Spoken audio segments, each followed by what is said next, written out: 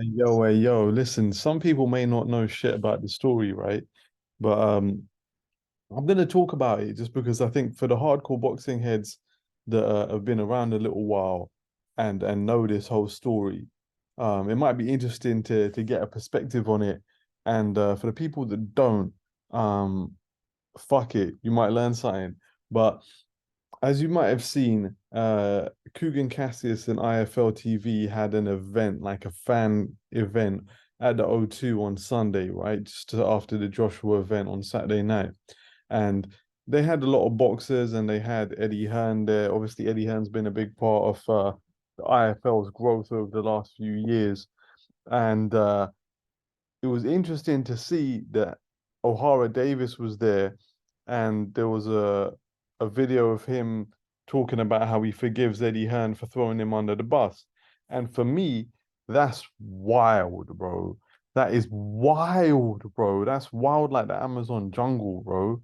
That's wild like Mowgli, bro. Like that is crazy because if that was me, yeah, unless I got a full unequivocal apology, yeah, I would take that to the fucking grave, bro. I would literally take that beef to the grave unless I got a full apology, which I don't think that he's really got.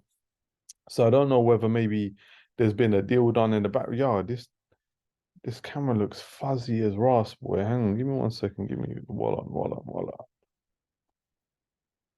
Is that better? I don't know if it is. Fuck it, we're gonna rock with it, right? I would take that beef to the grave. Now I'm gonna break down the beef for you guys, yeah?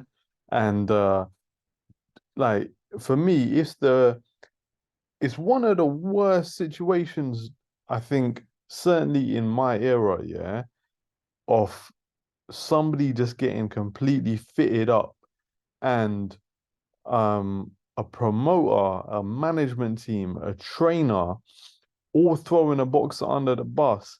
And especially when this fucking woke culture or this sanctimonious woke culture where people just can't wait to be offended about anything, right? Where people are literally getting offended over some shit that was never even said, right? And if you guys have a contrary opinion, then please get in the comments, man. I'm all about fostering dialogue and all that kinds of shit, right? But yeah, so check this out, man. Um, as you guys may or may not know, like O'Hara Davis was supposed to fight Tommy Coyle, I believe back in 2017, right? Headlining. And Tommy Coyle, as you can see, is from Hull, right? Hull. And people in the UK or, certainly people abroad that might not know where the Bomber Rascal Hull is, yeah. I'm gonna show you guys. Right, where's my face gone? Fucking hell. Long things. Yeah. So this is Hull in the northeast of the country, right? And in case you're wondering, here's Liverpool, which is I think I just messed this up, but it's the best part of about 3 hours away. Yeah. And O'Hara Davis had previously fought, Liverpool fighters and had kind of made it known that, you know, it's a piece of shit and it's a depressed neighborhood. And he was trying to play the whole character, the heel character of like a cocky Londoner, right? Giving Liverpool a bunch of abuse for being, a bit council estate. Now, check this out now. Um, O'Hara Davis puts out a tweet. I'm gonna show it to you guys. Um, Chatting about, I don't need you anyway. The Sun is my favorite newspaper. Yeah, I said it. And I want them ringside when I fight Tommy Coyle. I'll wear their logo on my shorts, and they will work with Eddie Hearn to promote my fight one day, right? And the reason that he said this, according to the man himself, is that he always sees Tommy Coyle having beef with the Sun, right? And the Sun, and this is a fact, right? The Sun published a negative article about, I think, Tommy Coyle's former trainer, his original trainer, being involved in, some kind of illicit activity, right? And so in O'Hara's mind, that's why he had beef with the Sun, and so he's basically said what he said in a bit of back and forth, right? That it's now come to light that O'Hara was encouraged by his management team, who was actually Tony Sims. Tony Sims, the was his trainer, same trainer of people like um on the weekend we saw Dempsey McKean, but also most famously probably Connor Ben.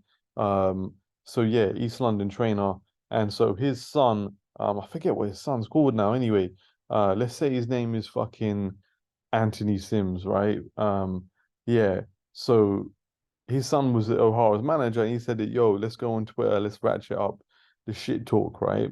And so this is what O'Hara's come out with, because he knows that Tommy Coyle has got beef with the Sun because the Sun have, posted published negative articles about uh his trainer. And so at this point, the whole internet loses their mind. Yeah, what the fuck? How can you say this? This is so offensive to the families of Hillsborough, right? Now, if there's anyone on this who's watching this that doesn't know what Hillsborough is or doesn't know what the Hillsborough disaster is, um, in 1989, I believe it was the FA Cup semi-final between Liverpool and Everton. This was back in the day when semi-finals used to get played at neutral grounds, right?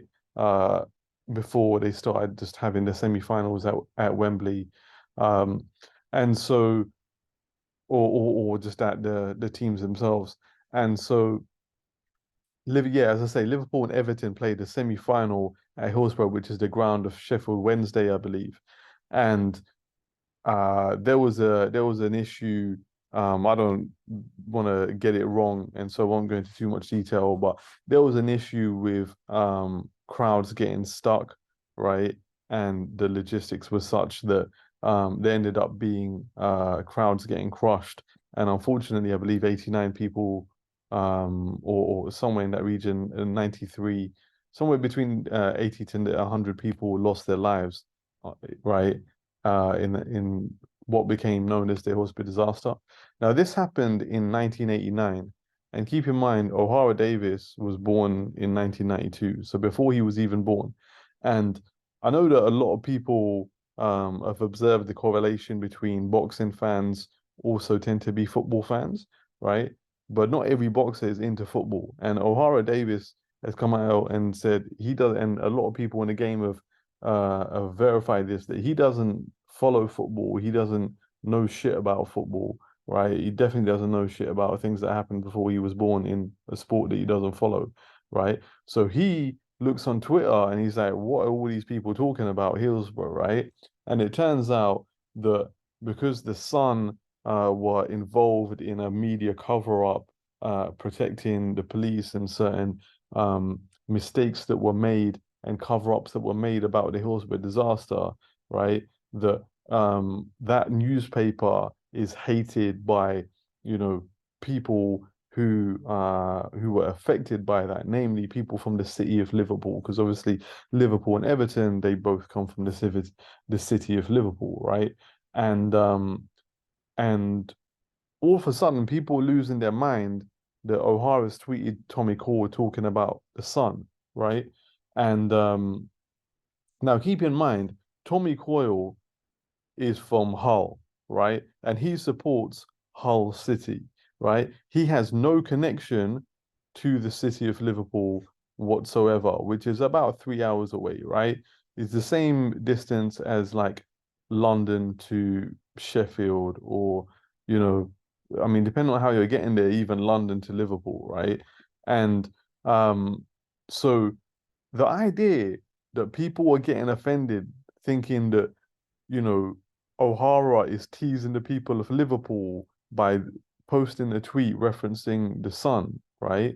Um, is just like, it's literally, for me, it just typifies a time and place and a generation that are just looking to be fucking offended about anything, right? He hasn't made any mention of Liverpool. He hasn't made any mention of Hillsborough. He hasn't made any mention of jack shit other than Tommy Coyle and a newspaper that once published a negative article about him and his team, right?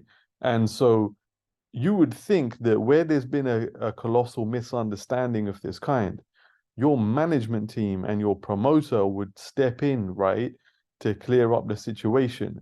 But unfortunately, that's not what's happened, right? Instead, Matchroom Boxing removed Ohara from from the card, right, and cancelled the fight. His management team, who he pays, right, who he pays money to protect his public image and his interests, the Sims abandoned him. He was his trainer Tony Sims about like said he wasn't welcome in the gym anymore. All over people's misunderstanding. And this was all perpetuated by the fucking sanctimonious brigade chieftain himself, Tony Bellew, right? You know, who was coming out, weighing in, talking about how offended he was. Even the Smith brothers got involved, right? And the whole thing was just an absolute disaster, man. The whole thing was just an absolute fucking disaster.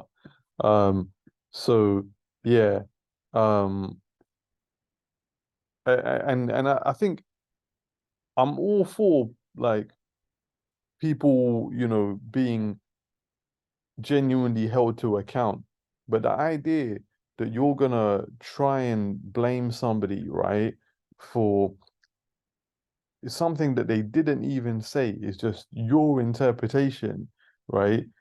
Of what maybe they were. I mean, I'm sure we've all been in a situation in our lives where we've been accused of something that we didn't actually say or mean. And like, but when you're a boxer, you're in the public eye, the level of like public backlash that you get over things like that, the amount of um, like death threats and all the rest of it, economic opportunities that were lost by O'Hara Davis, all because of this. It was absolutely ridiculous, right? Um, so yeah, man. And the thing that I think that was like the worst piss take of the whole situation was Eddie Hearn came out and said that, yo, even if that isn't what you meant, even if it was just ignorance, right, and you didn't know that about the son's connection to Hillsborough, whatever, tough, right? And you think about that, okay, let's just break this down for a second. So if we're saying if you tweet about an organization, right? Or you tweet about an organization potentially sponsoring you, right? That somehow now you inherit all of their historical baggage. Yeah. Even things that happened before you were born, right? You are now like somehow condoning and you are owning responsibility for everything that organization ever did, right? Just by the suggestion of maybe getting sponsorship from them, let alone he never actually got it, right? Like even on a completely unconnected matters. Like let's see like who could live under like, this kind of moral framework that Eddie Hearn is outlining, right? So, I mean, first and foremost, like, let's have a look whether that would work for Eddie Hearn, right?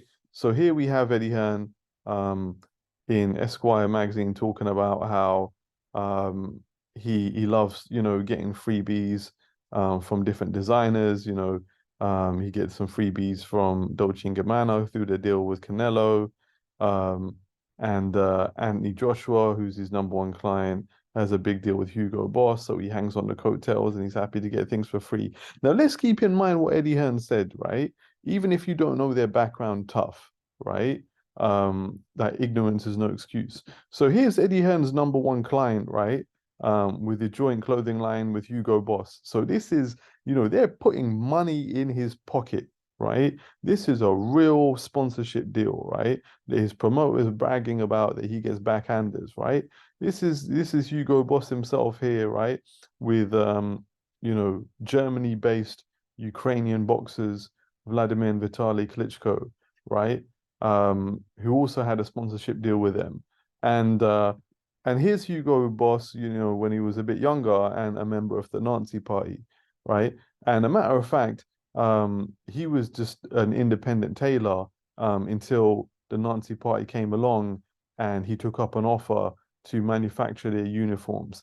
And he had the benefit of being given this is public. In case people don't know about this, the DW is the German state broadcaster, right? So if anyone is motivated to not report this shit, it's the German state broadcast. This is the German BBC. These are all facts, right? And Hugo Boss was an independent tailor until he got offered a contract to manufacture uniforms for the Nazi Party and the Nazi military, right? And they used like slave labor from French and Polish uh, uh, citizens, right? And they used forced labor to manufacture and essentially built a company that was built not just on slavery or on forced labor, but military uniforms for the German Nazi Party, right? And this is Eddie Hearn, right, bragging about how he rides on the coattails of these deals. So, do you even meet your own criteria, Eddie Hearn?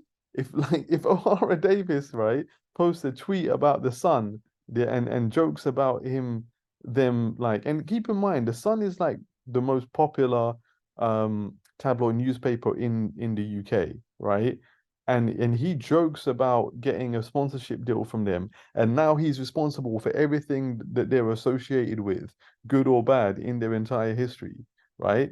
Now, like on that same definition, you're now associated with, like the German Nazi party's like Taylor, right? A company that built their business on making Nazi military uniforms using forced labor, and so is your mate number one client, right? So like the way O'Hara Davis was thrown under the bus was absolutely despicable, man.